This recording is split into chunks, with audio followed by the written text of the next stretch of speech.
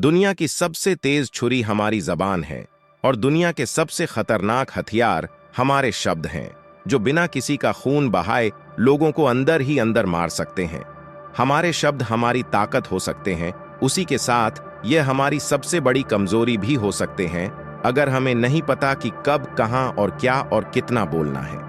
यदि हम सही समय पर सही इरादे के साथ सही शब्दों का प्रयोग करते हैं तो यह हमें एक सफल व्यक्ति बनाता है, लेकिन अगर हम सही समय पर सही इरादे से सही शब्दों का इस्तेमाल नहीं करते तो यह हमारे जीवन को नर्क से बदतर बना सकता है।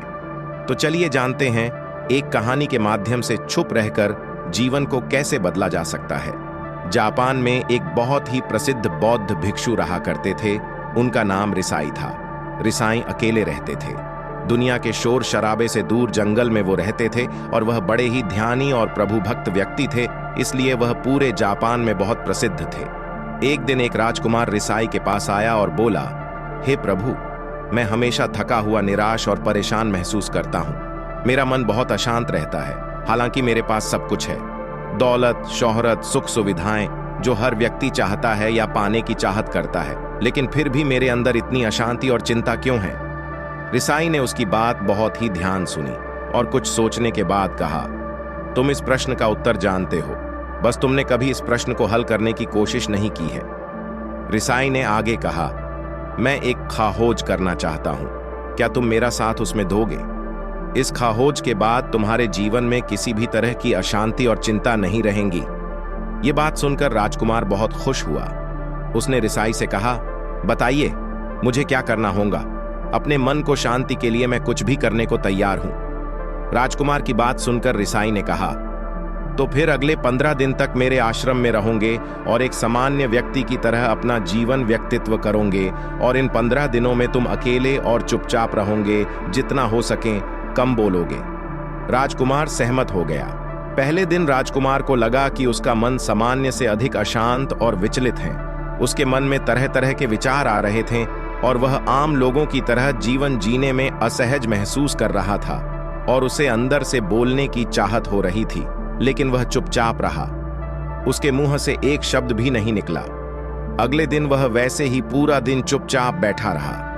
अगले 2-3 दिन बस वह चुपचाप बैठे रहता, लेकिन रात होते होते उसे अंदर ही अंदर शांति का अनुभव होने लगा। उसके लिए यह अनुभव अजीब था। वह खुद से पूछ रहा था कि वह अंदर ही अंदर इतना खुश क्यों है। अगले दिन राजकुमार अकेला चुपचाप बैठा रहा और वह प्रकृति को निहारने लगा। वह पौधों को, फूलों को, आकाश में उड़ रहे पक्षियों को देख रहा था। वह अपने जीवन में पहली बार यह अद्भुत दृश्य महसूस कर रहा था कि उसके आसपास कितनी सुंदरता है। अब वह दिन भर प्रकृति की सुंदरता को निहारता रहता और ताजगी महसूस करने लगा था। इसी तरह से 10 दिन बीत गए थे और उसके मन की सारी बेचैनी, सारी हलचल और सभी तरह के तनाव गायब हो गए।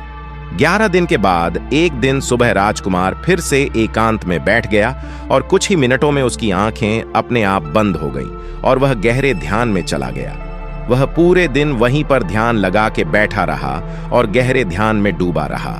न कोई शब्द, न कोई चिंता। राजकुमार भीतर से असीम शांति और आनंद से भर गया। राजकुमार अपने बाकी के 4 दिन इसी तरह व्यतीत करने के बाद रिसाई के पास गया और उन्हें प्रणाम किया और बोला, हे भिक्षु महाराज, मुझे उत्तर मिल गया कि मेरे मन में इतनी उथल पुथल और चिंता क्यों थी। मैं जान गया कि मेरा मन इतना अशांत और विचलित क्यों था। रिसाई ने मुस्कुराते हुए कहा, बताओ क्या उत्तर मिला तुम्हें? राजकुमार ने कहा, मैं जरूरत से ज्यादा बातें करता था। मैं किसी पर भी अपने शब्द और ऊर्जा व्यर्थ करता था। मैं दिन भर अपने लोगों से फालतू बातें करता और अकेले में उन्हीं लोगों के बारे में सोचता रहता था।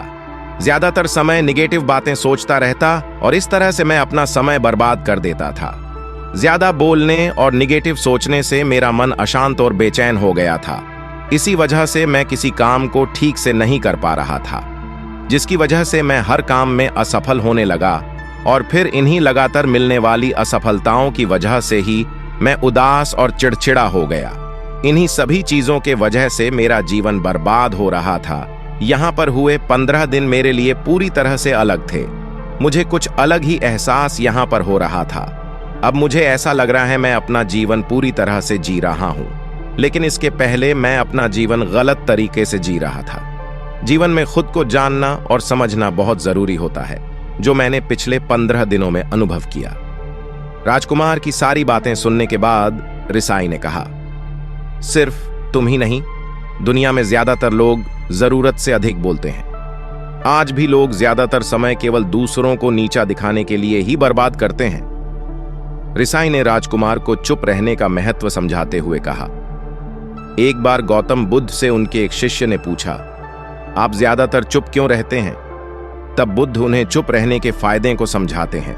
चुप रहने से व्यक्ति अंदर से अनंत शांति और गहराइयों में होता है। मौन अपने भीतर उतरने की पहली सीढ़ी है। मौन के बिना खुद को जानना असंभव है। खुद को जानने और समझने का पहला नियम है मौन हो जाओ। कम बोलने का कोई भी नुकसान नहीं है, लेकिन यदि आप ज्यादा बोलते हैं तो आप अधिक गलतियां करते हैं। अगर व्यक्ति कम बोलना शुरू कर दें तो संसार की 90% मुसीबतें अपने आप खत्म हो जाएंगी। भीड़ में भी अकेले रहने की कला जान लेता है। एकांत में तो आदमी आनंदित रहता है। दूसरों की उपस्थिति ही तो बेचैनी पैदा करती है।